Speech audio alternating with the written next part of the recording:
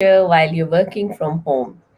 So, for those of you who don't know me, my name is Swati. I'm a physical therapist, and today we're going to be talking about your posture.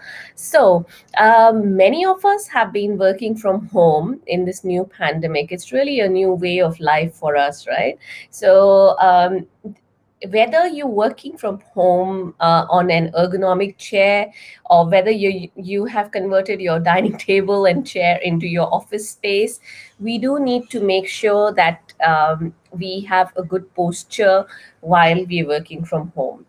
Now, many a times when I see people or I talk to them about their posture, they are slumped over, their head is poking out forwards like this. So if you look at me from the side, basically you're rounded up from your upper back and your shoulders, and your head is poking out like this. So you are those people who have a posture like this is a very poor posture, right? Or you might be slouching back in your chair. You probably can't see me here, but you might be slouching back into your chair, so you've got like a banana shaped back there, right, in your lower back. So these are all really examples of poor posture. However, if you are not careful about your posture, it can lead to a lot of other issues in the future, like neck pain, back pain, knee pain, heel pain. I mean, everything really. So everything is dominated by how your posture is throughout the day. Okay, so now that we are in this situation where most of us are working from home, and even if you're back in the office, you need to make sure that your posture is good. So I have a couple of points here that I wanted to talk about. I think I'm going to just take those two main points that I have, and then I'm going to leave a link in the description below. And for those of you who are watching me on IG, the link will be in the bio. So there will be a couple of more points there. It's a link to my free guide on how to maintain your posture while working from home. But really, I mean, even if working in the office, it applies. Okay, so the first one is if your laptop, the height of your laptop is really low, so say my desk height is low, or my laptop is lower down from my eye level, what will happen is, so suppose my laptop, the top of the screen is here, I'm going to be looking down like this. Or if my table's really high or my laptop's on a higher surface, I'm going to be looking up like this, right? Now both of these are not a neutral posture for your neck. So what you need to do is, either you can stack up some books, or you can go and get a laptop stand, preferably adjustable, so that you can adjust the height. I'll just explain you how to do that. So you can put a couple of books or roll up a couple of newspapers or a shoe box and pop it under your laptop to give it that elevation that you need. Okay, so now what you're looking for is that the top of the laptop screen should be about 5 to 10 degrees below the horizontal gaze of your eyes. This rule applies whether you are reading a book, you're looking on your phone, you have an iPad, whatever you're looking at, or you are sitting in your couch and you're looking at your television. Okay, so I'll show you with a notebook. So if you look at me sideways, this is the top of my notebook. Okay, I'll move here so you can see me better. This is the top of my notebook, right? And this is the horizontal. If you draw a straight line from my eyes, this is the horizontal line, right?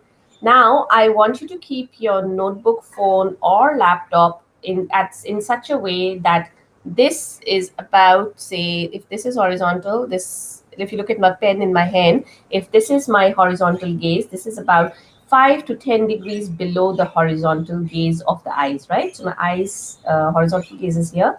This top of the notebook is about 5 to 10 degrees below my eye level. So what happens now is, this is the neutral position for my neck, for my spine, my cervical spine here.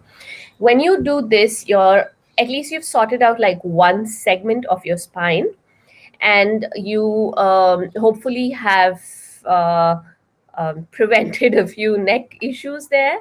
So make sure the top of your laptop screen is about 5 to 10 degrees below the horizontal line from your eyes. Okay, if you need to elevate your laptop or you need to elevate your desk or lower your chair, make those adjustments. So that was point number one. Okay. Now, point number two is many a times I see people, so I'll sit back here.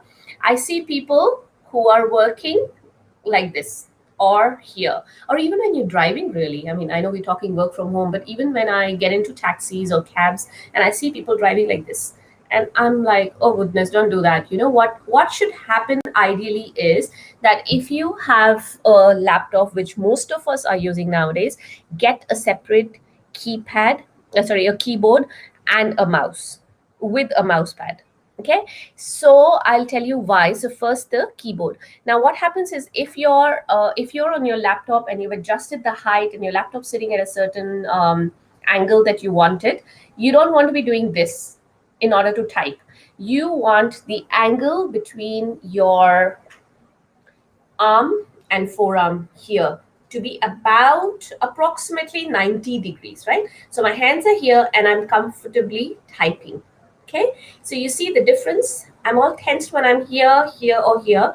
But when I'm here, my shoulders are all relaxed. My neck has already been fixed in neutral by adjusting the height of my laptop screen, and I can type easily here, right? So you see there is less strain on your shoulders, on your shoulder, on your arms, on your forearm, etc.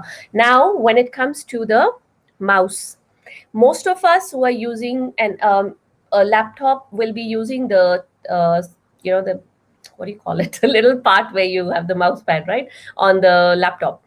But you need to have a mouse on the side, otherwise how are you going to maintain that 90-degree angle? You see how my arm comes in immediately. You need to have a mouse so that you can maintain this angle of 90 degrees in the arm to forearm. Sorry, I'm moving around so much, it's just I'm trying to show you the angles.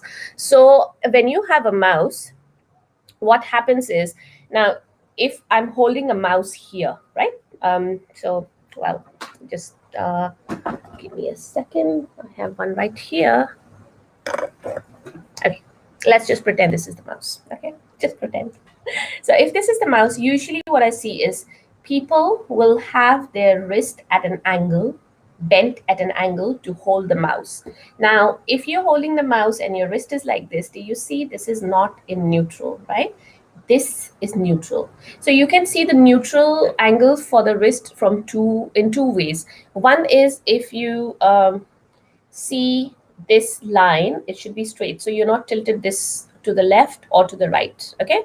Another one is that this line should be straight. So you're not tilted forwards or backwards.